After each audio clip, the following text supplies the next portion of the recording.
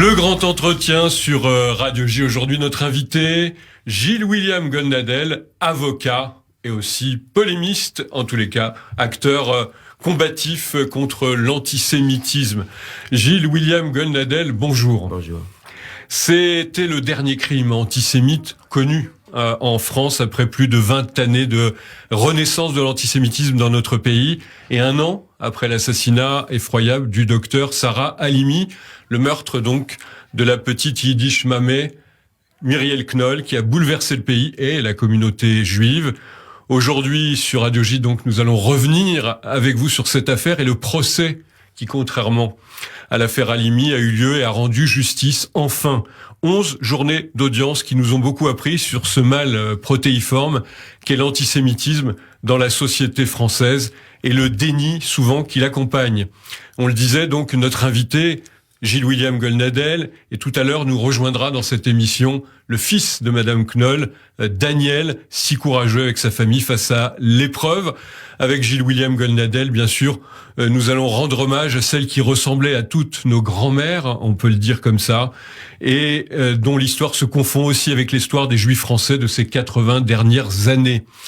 Dans le cadre de cette émission, le grand entretien, Gilles William, nous parlerons aussi, bien sûr, de l'affaire Sarah Halimi, après une commission d'enquête parlementaire qui n'entendait pas en rester à une fin de non-recevoir pour un procès de l'assassin antisémite.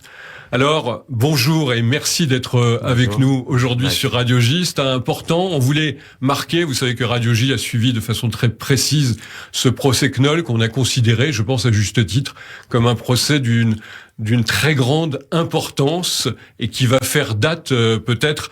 On rappelle les faits, si vous voulez bien. Le meurtre de Myriel Knoll a été commis donc le 23 mars 2018 dans le 11e arrondissement de Paris. Myriel Knoll a été poignardée à son domicile de l'avenue Philippe-Auguste. Et dans les jours qui ont suivi, 2 suspects, Yacine et Alexandre Carimbacus, ont été mis en examen pour meurtre antisémite.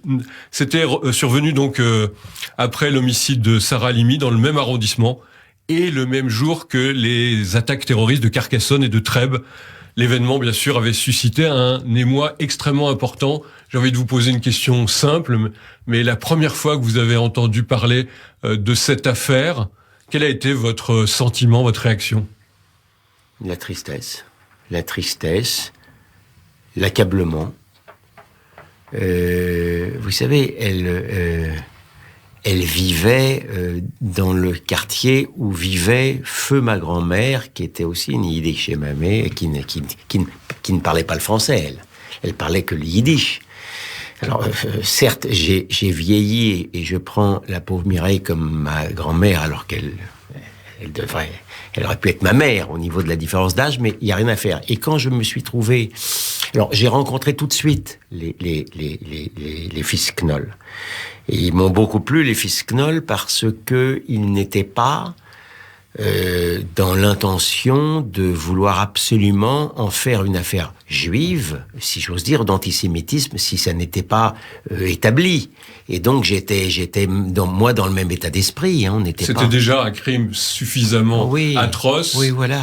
Pour ne pas penser en plus à la dimension anti-juive. On n'était pas dans une improbable jubilation que ça soit un énième attentat antisémite. C'était pas ça la question. Donc tout de suite j'étais sur la même longueur d'onde que, en plus ce sont des gens merveilleux. Et lors de la reconstitution, ce que je voulais vous dire aussi, lors de la reconstitution, c'était poignant alors j'avais pas voulu du tout que les 2 frères viennent. Mais c'était très poignant parce que on était dans un tout petit appartement, modeste comme celui d'ailleurs de ma pauvre grand-mère. Et donc je songeais à toutes ces histoires, toutes ces légendes sur la richesse juive, etc., avec des tout petits meubles, et bien des tout petits objets, si j'ose dire, de culte, même si elle n'était pas plus croyante, enfin plus pratiquante que ma grand-mère, donc la menorah, des mezuzot, des choses comme ça, mais pas davantage. Et donc j'ai fait que ça me plaise ou non le rapprochement avec ma grand-mère. Donc c'est voilà pourquoi il y avait une notion un petit peu personnelle effectivement dans cette histoire. De ce petit appartement qu'elle a levé depuis 1955. Voilà, 50 mètres carrés. Hein. 50 mètres carrés. C'était pas autre chose. Et en plus, c'était encore plus poignant parce que comme ils avaient mis le feu à l'appartement, il était recouvert en plus de suie partout, y compris les petits objets. Donc c'était vraiment triste. Oui, c'était vraiment triste et on va s'en apercevoir quand on va rentrer aussi dans le cœur du procès. Oui. On reste un instant sur Mireille Knoll parce que je le disais, c'est un peu aussi l'histoire de notre pays, c'est l'histoire des Juifs de France. C'était une petite fille qui est née en 1932, qui a donc échappé à la rafle du Veldiv. C'est une rescapée de la Shoah, comme on dirait aujourd'hui. Et c'est un destin qui est assez atroce quand on imagine de la Shoah jusqu'à ce meurtre particulièrement odieux, et en plus avec la dimension du feu brûlé le cadavre. Ben oui, j'ai pas grand-chose à ajouter à ce que vous venez de dire. Elle a été passée à travers les gouttes. Et puis, elle a rencontré finalement la flamme de cet antisémitisme, alors qu'il n'est plus porté par des blonds aux yeux bleus. Hein. Donc, le visage de l'antisémite aujourd'hui a changé, si j'ose dire physiquement.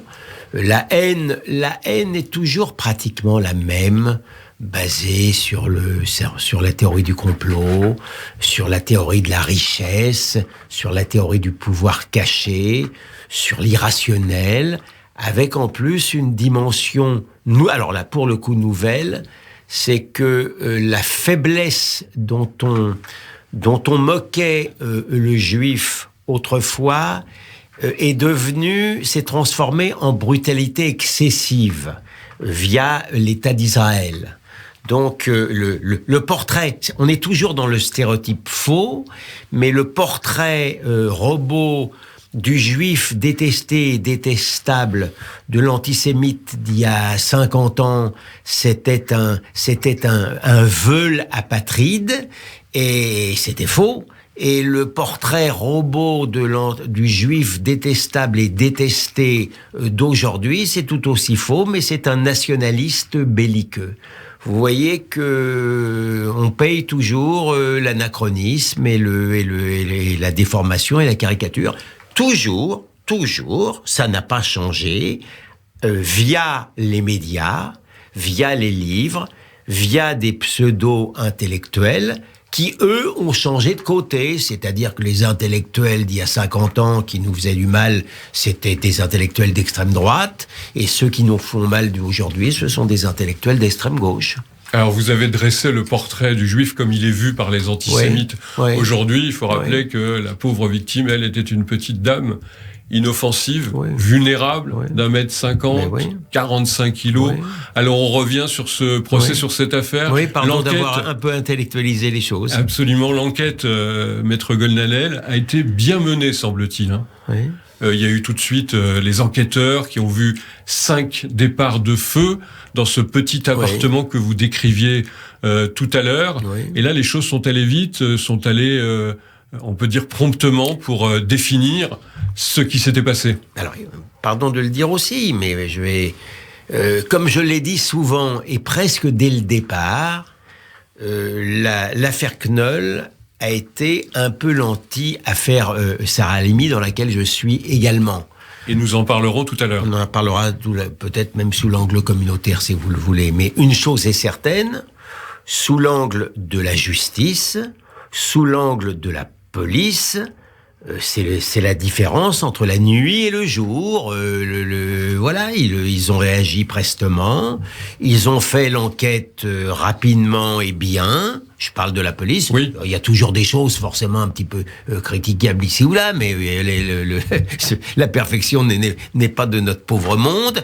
Et ensuite, sur le plan judiciaire, les juges, les 2 juges d'instruction, ont travaillé dans un délai de temps, si j'ose dire, humain et raisonnable, à charge et à décharge, sans que d'ailleurs, au moment de l'instruction, les avocats de Mioub et de Karibancus, et notamment de Mioub, s'en plaignent, alors qu'à les entendre lors des débats, c'était épouvantable. Ils n'ont jamais émis la moindre critique et à juste titre, dans la manière dont l'instruction avait été menée.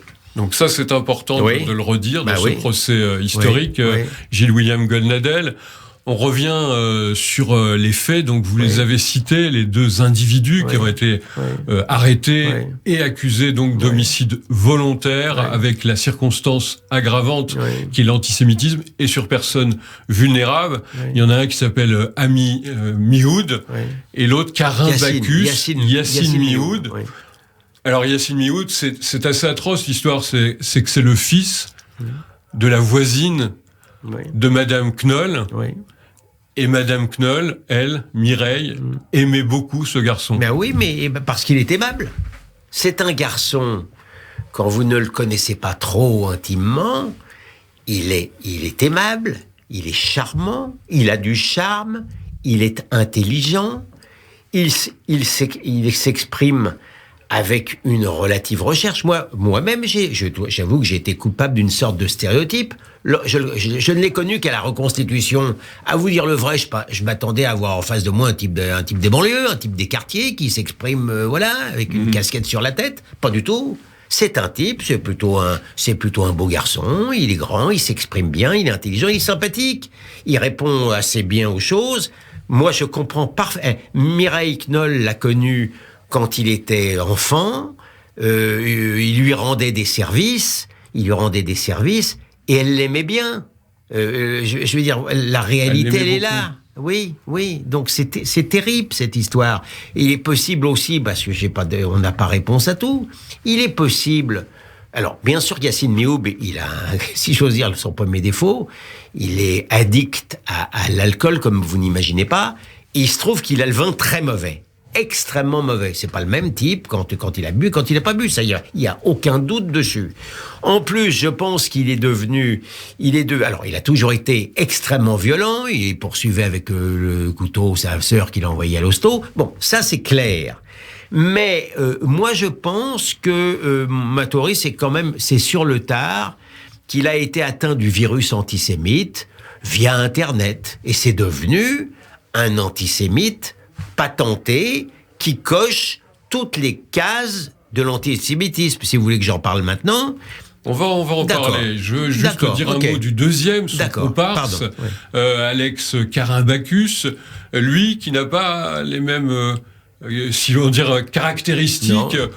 C'est un type assez faible qui a eu une enfance extrêmement difficile. Mais j'ai l'impression que vous, très tôt, vous avez fait, Maître Goldnadel, la différence entre les deux, qui, rappelons-le, se rejetaient mutuellement écoutez, le crime. Oui, mais j'ai fait la différence parce qu'il fallait pas être grand clair pour la face. C'est pas pour autant que j'ai instruit un procès en béatification d'Alex Karim Bacchus. Mais on peut pas sur le terrain des faits, on ne peut pas les renvoyer dos à dos. Et c'est ce que c'est ce que je n'ai pas fait. Et également, alors c'est pas la crème, Monsieur Karim Bacchus, c'est pas la crème. C'est un voyou, c'est un voleur. C'est pas terrible, il a pas le cursus violent. C'est pas un repris de justice aussi terrible que Mioub, mais c'est quand même pas mal non plus. C'est un voleur. C'est pas un saint. Alors un voleur, mais pas tueur. C'est ce qu'il dira d'ailleurs. Non, mais c'est vrai. Durant le procès. Non, mais c'est pas un tueur et il ne ment pas. C'est pas un menteur pathologique. Parce que l'autre est un menteur pathologique. C'est pas un menteur, il ment comme tout le monde ment, y compris de temps en temps les avocats, les savoirs, mais c'est pas le mythomane qu'est Yassine Mioub, et il n'a pas non plus le profil, loin s'en faut, aussi violent que Mioub. C'est pas non plus un délinquant sexuel comme était Mioub. Non, c'est pas, on peut pas il ne boxe pas, si j'ose dire, dans la même catégorie. Dans la même catégorie. Non. Mais on sait tout au long de ce procès, 11 journées d'audience, il y a eu donc pratiquement 3 semaines de procès. Les deux ont continué à s'accuser mutuellement du crime particulièrement atroce, faut-il le rappeler aujourd'hui, Maître Goldnadel, c'est 11 coups de poignard, un coup de poignard aussi dans la gorge, et ensuite brûler le corps à moitié ou 2/3 brûlé de Madame Mireille Knoll. On a tout l'apanage, si on peut dire, du crime furieux, antisémite peut-être plus. Oui, mais comme je ne veux pas les renvoyer dos à dos parce que ça ne serait pas juste et que ça ne correspondrait pas à la réalité, en réalité, c'est Mioub qui accuse injustement Karim Bacchus d'avoir fait le coup. La réalité, elle est là, elle n'est pas autrement. Et Mioub a un caractère machiavélique.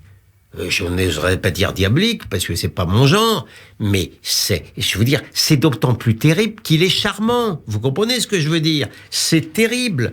Donc, oui, Mioub a eu l'idée, dès le départ, de vouloir faire porter le fardeau sur Karim Bacchus, alors que, et les jurés ne s'y sont pas trompés, tout montre que c'est Mioub qui a tué Mireille Knoll, même si ensuite Karim Bacchus l'a aidé à la dépouiller.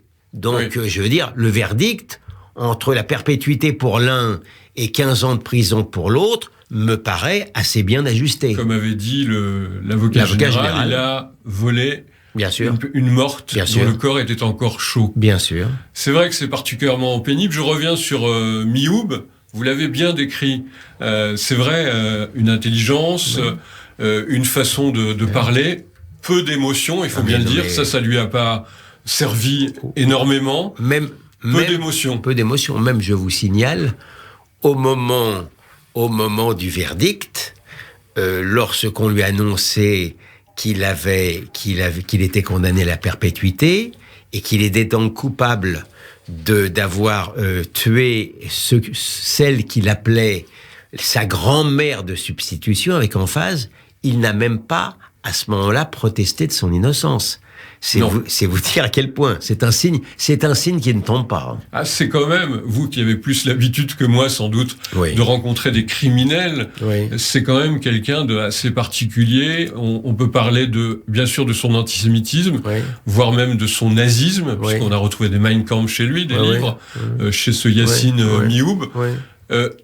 Il a, selon les dires d'ailleurs de son complice, crier les mots de Allahu Akbar en égorgeant Madame Knoll.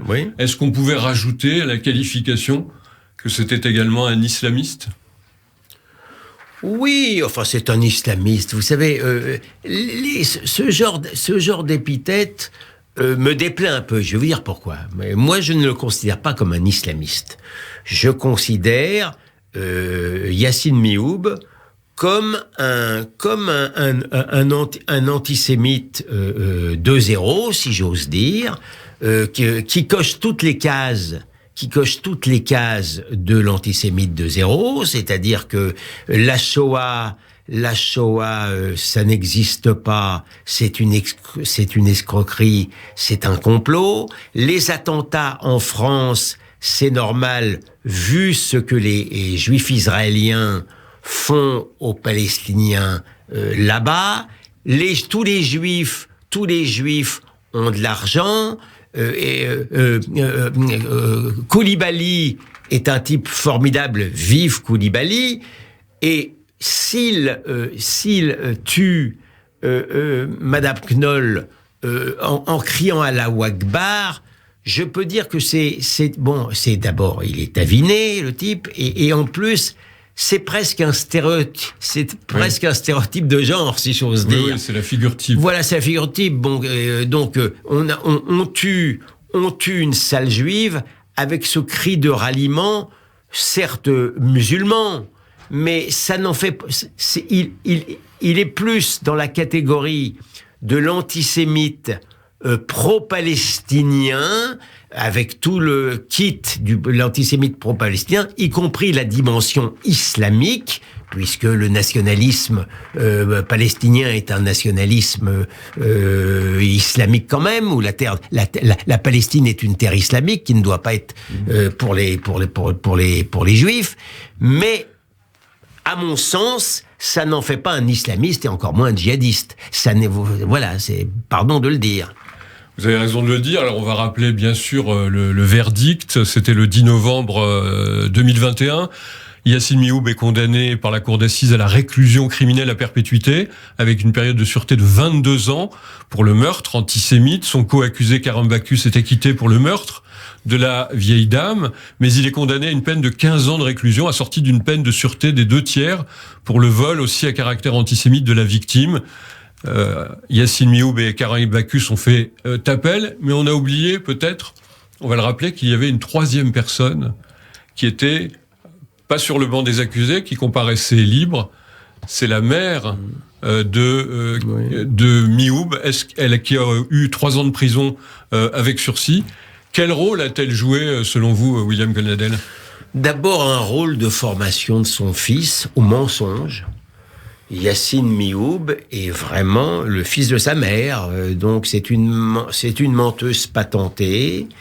D'ailleurs, les écoutes téléphoniques ont montré qu'elle lui enseignait l'art de la tromperie, puisque lorsque lui était en prison, ils ont continué à converser contre évidemment la loi. Et elle lui dit habitue ton visage, entraîne-toi devant la glace. Entraîne-toi devant la glace. Donc vous voyez à peu près. Elle a prétendu qu'elle ne savait, contre l'évidence, qu'elle ne savait pas que Mireille Knoll était juive. Alors bon, donc c'est un être. Qui elle aussi considérait Mireille Knoll comme sa mère. Oui, alors je ne pense pas. Très sincèrement, j'essaye d'être juste avec tout le monde. Je ne pense pas qu'elle est élevée dans l'éducation de la haine des Juifs. Elle est pas sur ce terrain-là, cette femme-là. Non, c'est une méchante femme. C'est une méchante femme. On peut être méchant sans être antisémite. Après, elle a voulu évidemment sauver son fils, mentir. Oui. Elle l'a fait dès le départ. Oui. Rappelons pour nos auditeurs qu'il y a eu ces preuves qu'elle a dissimulées. C'est pour ça que d'ailleurs qu'elle a été mise en examen pour dissimulation de preuves, notamment du fameux couteau, poignard qu'elle a lavé à grande eau. Qu'elle a lavé à grande eau, et puis qu'elle a caché le téléphone, elle a mis à la poubelle le téléphone de la victime, etc. Non, mais alors, je fais la part des choses, hein. Je fais la part des choses. C'était son fils, mais elle en a trop fait. Même en faisant la part des choses, on va dire qu'elle s'en sort bien. Elle s'en sort bien. Oui. C'est le grand entretien sur Radio J. Nous sommes en compagnie de Gilles William Goldnadel, avocat, bien sûr, parfois polémiste. On va sans doute en parler aussi après cette pause sur Radio J. Gilles William Goldnadel, que vous entendiez juste avant la pause, l'avocat aussi de la famille Knoll, mais aussi de la famille Halimi. On va y revenir dans quelques instants. Et il nous a rejoint, et on est très heureux de le retrouver, Daniel Knoll, bonjour. Bonjour. Daniel, vous êtes l'un des 2 fils de Mireille. On parlait bien sûr de cette histoire terrible, et nous en étions arrivés au point où du verdict. Alors, peut-être redire pour nos auditeurs si, pour vous, ce procès a été, d'une certaine manière, dans son verdict, juste. La justice est passée ? Quasiment, parce que nous aurions aimé que Alex Karim Bacchus ait une peine encore plus sévère. C'est le deuxième, celui qui a eu 15 ans de prison, absolument, mais qui n'a pas été considéré comme l'assassin. Exact. Mais en fait, on n'en sait rien. Et vous restez toujours avec le doute. Et on reste malheureusement avec ce doute. Ce procès était très dur, hein, c'était une épreuve, évidemment, pour vous et votre famille. Très éprouvant. Très éprouvant. Il y a eu des moments où même certains ne pouvaient pas rester dans la salle, surtout des images qui étaient projetées par la cour. C'est une épreuve. Vous avez été accompagné, je crois, assez soutenu par non seulement vos avocats, mais aussi par une partie de la communauté juive.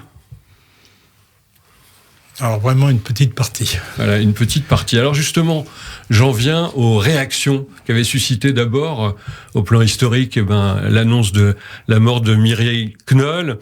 On disait tout à l'heure avec vous, Maître Goldnadel, au départ vous ne pensiez pas que c'était un crime anti-juif, c'était d'abord un crime atroce. Je n'ai pas dit qu'on ne pensait pas, on ne savait pas, et donc on n'affirmait rien tant qu'on ne savait pas. Voilà. Absolument. Ouais, bon. Mais une déclaration exceptionnelle est arrivée très tôt. La première, d'ailleurs, vient du président Emmanuel Macron. C'était une déclaration extrêmement importante. Non, mais attendez. Avant la déclaration d'Emmanuel Macron, qui était sans doute importante, il y a eu... On était réunis.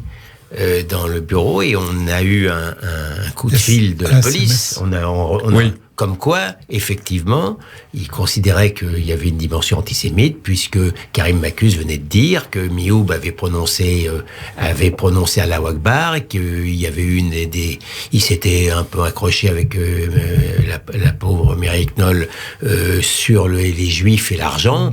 Donc voilà. Donc là, vous le saviez. Là, on et le savait. Président Macron le savait quand il déclare, en rendant hommage au colonel Arnaud Beltrame, égorgé lui par un djihadiste, il dit elle a été assassinée parce qu'elle était juive et victime du même obscurantisme barbare. Et je crois, Daniel, que le président de la République a assisté aux obsèques de votre mère. Absolument, il était présent. Alors c'est le moment de dire un peu les réactions que cela a suscité. On se souvient de la marche blanche à l'appel du CRIF. C'est une manifestation qui a fait polémique, justement, Gilles-William Goldnadel. Non mais, d'abord il faut comprendre que nous étions toujours dans le contexte de l'affaire Sarah Halimi. Et dans le cadre de l'affaire Sarah Halimi, je l'ai dit, je le répète, la communauté juive organisée a été en dessous de tout, puisqu'elle a essayé d'édulcorer l'assassinat en expliquant par un communiqué, attention, il n'y a pas de couteau. Mais c'est pas parce qu'il n'y avait pas de couteau qu'on ne pouvait pas défenestrer la pauvre. Ça vous parlez de l'affaire Sarah Halimi. Oui, et c'était 1 an avant. C'était 1 an avant, et en réalité, on était en pleine campagne présidentielle, et il y avait tout lieu de penser qu'on ne voulait, c'était à l'aube du 2e tour, et qu'il n'était pas question de vouloir favoriser la candidate par rapport au candidat. C'est dans ce contexte-là. Et puis arrive donc justement le drame de Mireille Knoll, et le CRIF, pour ne citer que lui, pond une sorte de communiqué où on explique que Marine Le Pen ne sera pas la bienvenue. On est un petit peu plus doux à l'égard de Mélenchon, qui même n'est pas le bienvenu non plus. Non, mais on ne le traite pas de la même manière. On ne le traite pas de la même manière, malgré tout. On ne fait pas des pieds et des mains pour qu'ils viennent, mais en tous les cas, celle qui ne sera pas la bienvenue, c'est Marine Le Pen. Donc, on est à nouveau dans ce cadre que moi, je considère comme insupportable depuis à peu près 30 ans, où on focalise sur l'extrême droite en laissant tranquille l'extrême gauche. Vous savez que ça a toujours été, pour moi, un cheval de bataille idéologique et politique. Il y a eu cette manifestation, attendez, oui. Il se trouve que sans se concerter, Daniel Knoll est invité chez Bourdin à RMC, je l'accompagne, je crois, oui, j'étais avec, il me semble, non, j'étais pas là, bon, et peu importe, mais sans se concerter, Daniel Knoll explique très bien que ça doit être une manifestation unitaire, sans couleur politique, ou ça n'en sera pas une. Et grâce à cette déclaration, pardon, il est devant moi, mais je l'ai dit 10 fois quand il n'était pas là, ça a donné une tournure exceptionnelle à cette manifestation qui ne devenait pas une manifestation juive ou partisane ou politique, mais une manifestation nationale de toute la France, raison pourquoi j'ai été conduit à dire que Mireille Knoll était devenue en l'espace d'un instant la grand-mère de tous les Français. De tous les Français. Et ça, je rends hommage à celui qui est à côté de moi, et encore une fois, on ne s'était pas concerté, et j'ignorais à quel point nous étions sur ce point-là proches l'un de l'autre. Et ça me touche beaucoup encore de le dire. Voilà, Daniel Knoll qui est avec nous, qui nous a rejoint dans le studio. On est heureux. Et Alan, son frère, était sur la même longueur d'onde. Et Alan, son frère, bien sûr, qui était présent tout au long de ces journées. Et évidemment, pendant le procès, il y a une suite, Daniel Knoll, à ce procès, à ce verdict. Vous êtes en train de militer pour faire en sorte que cette terrible date du 23 mars, c'était en 2018, cette date devienne une date importante, marquée dans le calendrier pédagogique. Expliquez-nous un instant. Absolument, parce que voilà, il y a eu le procès, il y a eu le verdict, il y a eu l'inauguration de la librairie Knoll, et après on tombe dans l'oubli et rien ne se passe. Et donc je me suis dit, j'en ai parlé bien sûr avec mon frère, je me suis dit, c'est le moment de faire quelque chose pour ce pays. Il est grand temps que les consciences se réveillent et qu'on aille de l'avant, et surtout au niveau scolaire, puisque ce sont surtout les collégiens et les lycéens qui sont concernés. Il se trouve que le 23 mars tombe pendant la semaine de l'antiracisme du 21 au 28. Semaine pédagogique, de l'éducation nationale. Donc nous avons émis auprès de certaines personnes, notamment Monsieur le ministre Blanquer, qui nous a reçus, l'idée que ce jour-là devait devenir la journée du martyre de tous les Français qui sont morts, quelle que soit leur religion, au nom de Allah Akbar. Faut pas qu'on les oublie, parce qu'il faut combattre cet islamisme radical. Et de plus, on a rajouté, et on a bien été entendu, le harcèlement, mais ça c'est déjà un peu, il y a des journées pour ça, mais on a rajouté l'indifférence envers nos personnes âgées, qui est très développée en France, où on voit des gens, des pauvres gens dans toute la communauté française, mourir dans une solitude déchirante, et nous cherchons à combattre aussi ce racisme-là, ce racisme anti-vieux. On pourrait faire aussi le racisme anti-blanc, mais enfin, bon, on peut pas tout faire. Vous n'allez pas tout faire. Non, on peut pas tout faire. Alors justement, vous, Daniel Knoll, on vous a vu plusieurs fois aux côtés de William Attal, qui est en fait le frère du docteur Sarah Halimi, assassiné, frère de souffrance, on peut dire, mais aussi de combat militant. Alors, Gilles William Goldnadel, on va dire quand même plus qu'un mot de cette affaire Sarah Halimi, qui est, vous l'avez dit d'emblée, c'est l'inverse de ce qui s'est passé pour Mireille Knoll. J'ai envie, parce que nos auditeurs connaissent l'affaire, je crois qu'ils le savent, mais il y a quand même ce problème inouï pour celui qui découvre les choses. Quel a été le rôle de la police qui a été joué ou non joué dans cette affaire Sarah Halimi, qui a été défenestrée? Est-ce que c'est l'un des angles morts de cette affaire? C'est un des nombreux angles morts de cette affaire. Mais oui, la police n'a rien fait. La police n'a rien fait, c'est un grand mystère. Ils étaient là, ils sont arrivés très prestement. Ils ont été appelés extrêmement rapidement, parce que le voisin a assisté à la scène, l'a enregistré, a tout vu et a appelé et a rappelé. Donc ils sont arrivés vite. Ils sont restés derrière la porte, tétanisés. Mon opinion, c'est qu'ils pensaient que c'était effectivement un attentat terroriste et ils attendaient le raid. Oui. Mais sauf qu'ils entendaient une pauvre femme hurler sous les coups. Donc il y a quelque chose qui ne va pas. Mais si ça n'était que cela, moi j'ai été, vous savez, témoigné il y a très peu de temps à la commission parlementaire qui est présidée de main de maître par Meir Habib, député des Français de l'étranger. Député des Français de l'étranger, et j'ai insisté sur tous les dysfonctionnements de cette affaire. Et encore une fois, c'est l'anti-affaire Mireille Knoll. C'est-à-dire que on était dans un déni de la réalité, déni volontaire, médiatique et politique de la réalité de l'antisémitisme islamique, et ça aboutit à un déni judiciaire. J'ai rappelé il y a pas longtemps la juge d'instruction, Madame Yelou, pour ne pas la nommer, a été sur la sellette devant. Vraiment mise sur le grill, on peut dire. Oui, mais à juste titre.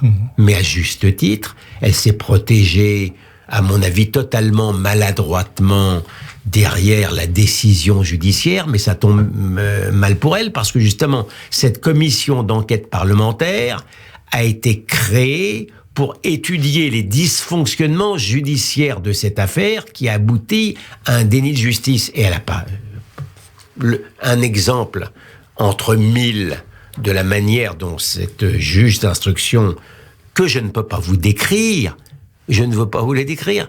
Puisque vous ne l'avez pas vu. Elle a refusé de recevoir l'avocat que je suis. J'étais comme l'avocat des victimes.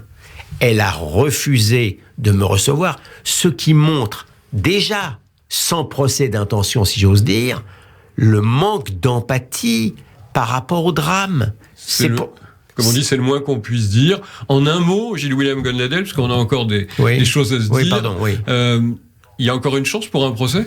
Écoutez, il y a une chance symbolique en Israël, puisque vous savez que j'ai porté le fer, moi, en Israël, au nom de la sœur de Sarah, qui est résidente et de nationalité israélienne, et la loi israélienne le permet. Donc, pour ne pas, je vous dis pas que je vais faire venir Monsieur Traoré en Israël, mais il était important, si vous voulez, que la justice continue d'agir, et le symbole que ce soit la justice israélienne n'est pas pour me déplaire.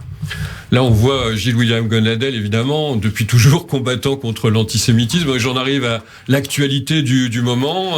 Ça y est, le candidat putatif Éric Zemmour est devenu candidat officiel. Éric Zemmour qui soulève beaucoup de polémiques. Vous-même, vous avez d'une certaine manière été mêlé plusieurs fois à ce qu'on appelle un soutien de l'individu qui serait antisémite, si l'on en croit le grand rabbin de France, pour lequel il ne faudrait pas une seule voix juive selon le CRIF. Aussi, le tribunal médiatique, vous le connaissez bien, alors il juge plus vite que le tribunal judiciaire ? Écoutez, le problème avec Éric, d'abord, je ne vais pas me justifier moi-même. J'ai ma conscience pour moi, et que ceux qui veulent. En fait, pour résumer, certains vous reprochent de soutenir Éric Zemmour, donc pour ses positions sur le pétainisme, sur son manque de respect à la famille Sandler, sur un certain nombre de positions qui apparaissent d'extrême droite forte. Vous vous sentez pas attaqué ?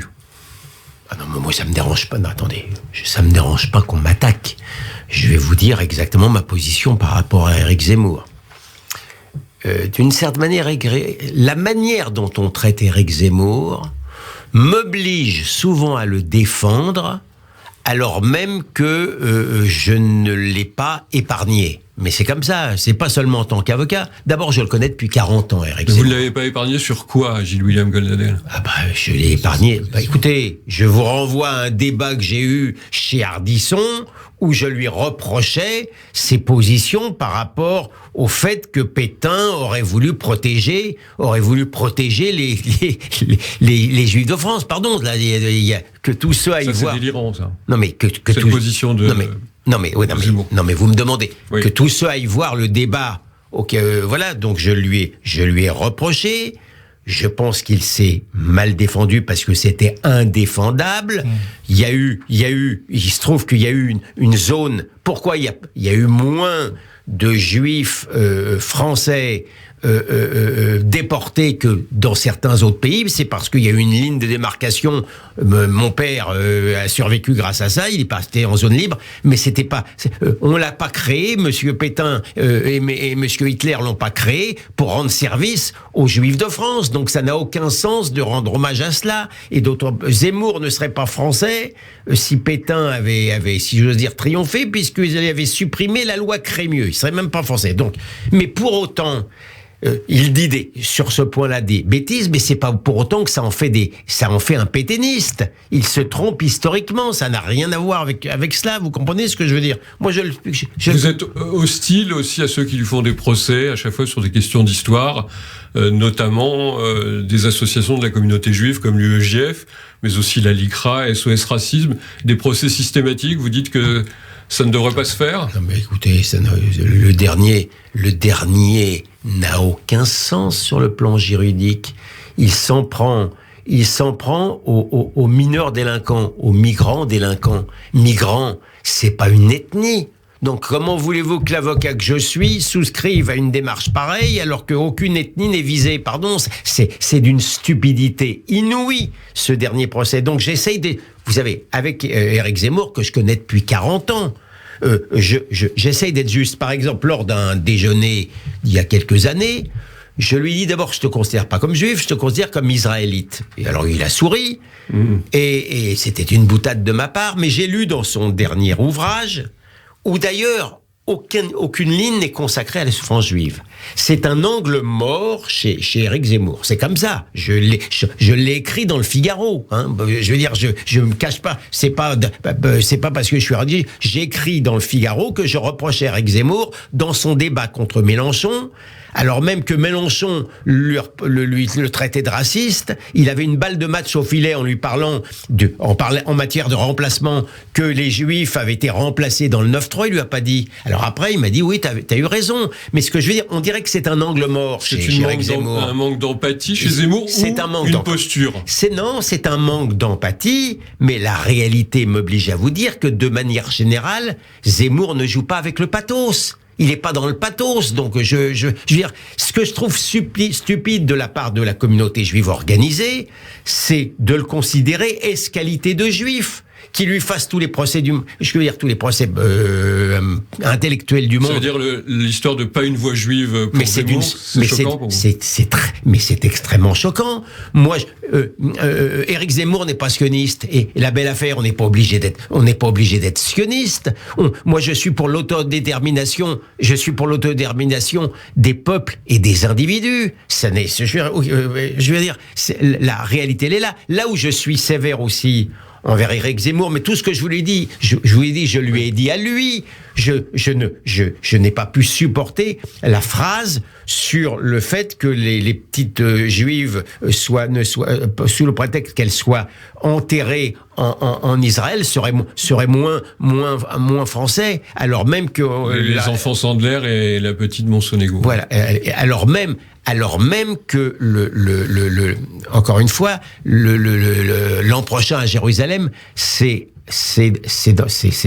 le fond même de la foi juive. Il devrait mieux le comprendre que moi, parce que d'une certaine manière, Éric Zemmour est plus observant que moi de la religion juive, donc ça n'est, mais il a regretté. Moins militant que vous de la cause juive.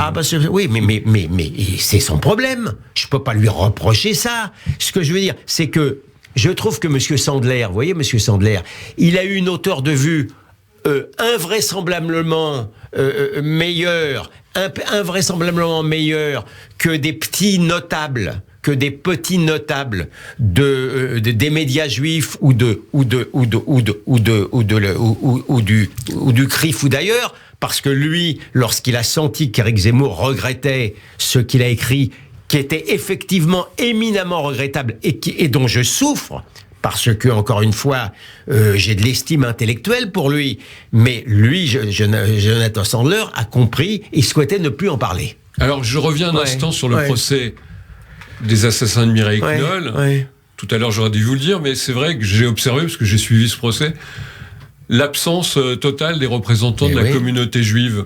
Comment ça se fait? C'est vous vous avez joué l'épouvantail, maître Goldnadel, ou c'est quoi cette position? Qu'il n'y ait pas eu personne pour soutenir la famille Knoll de la communauté juive ou des organisations antiracistes? Oui, j'aurais pu venir. Personne n'aurait pu les empêcher de venir à l'audience, d'aller serrer la main des enfants Knoll, de la famille Knoll, mais ces gens-là préfèrent aller dans les cocktails, préfèrent se montrer avec le président de la République c'est tout. Ce sont des petits notables. Vous avez la dent dure pour la communauté juive organisée. Mais j'ai la dent dure parce que encore une fois, moi, depuis 40 ans, mon combat, il a été de dire que je suis pour que des frontières soient défendues en Israël, mais je suis également pour les frontières soient défendues en France. Vous comprenez?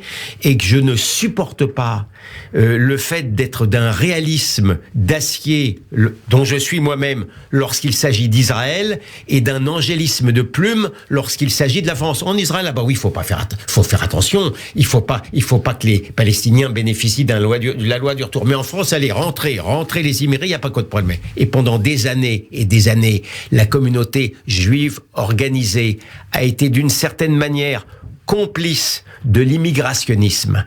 Et cette communauté juive, c'est aujourd'hui la première victime des excès de l'immigration et notamment de l'islamisme. Comment voulez-vous que je ne leur en veuille pas de cela et qu'ils continuent et qu'ils persévèrent dans la même erreur? Et mettez-vous à la place. Pourquoi a-t-elle perdu tout crédit, cette communauté juive organisée? Mettez-vous à la place des Français qui ne sont pas juifs et qui ont, pour beaucoup, la même analyse que moi. Et alors voilà, ils ont été, je vous le disais, fascinés par le danger de l'extrême droite. Ils l'ont exagéré, le danger de l'extrême droite. Ils ont laissé passer complètement le danger de l'extrême gauche, qui est complice de l'islamisme, qui est complice du palestinisme. Comment voulez-vous que je les regarde avec sympathie? Et ils n'ont même pas l'idée d'aller au procès de Mireille Knoll pour aller simplement, encore une fois, serrer la main de la famille éprouvée. Comment voulez-vous que je les regarde? Voilà, c'est évidemment un entretien que nous avons aujourd'hui qui est sous le signe aussi on peut dire de la conviction de ces polémiques. On aura l'occasion sans doute d'en reparler en suivant l'affaire Sarah Halimi. Je vais remercier infiniment Daniel Knoll d'être venu aujourd'hui au studio pour témoigner aussi de l'importance de ce procès, des combats encore à mener contre la haine raciste, antisémite. Gilles-William Goldnadel, merci d'avoir été avec nous. Merci beaucoup à Daniel Knoll. Et je terminerai sur une information. Oui, l'USJF a été présente. Voilà, c'est bien de le dire. C'est les seuls qui sont tout à fait correct. On terminera plutôt sur cette image. La grande Joséphine Baker, honorée cette semaine, qui avait même fait un concert en 1943 à Tel Aviv. Elle était très pro-israélienne. On devrait davantage le rappeler. Merci, à très bientôt.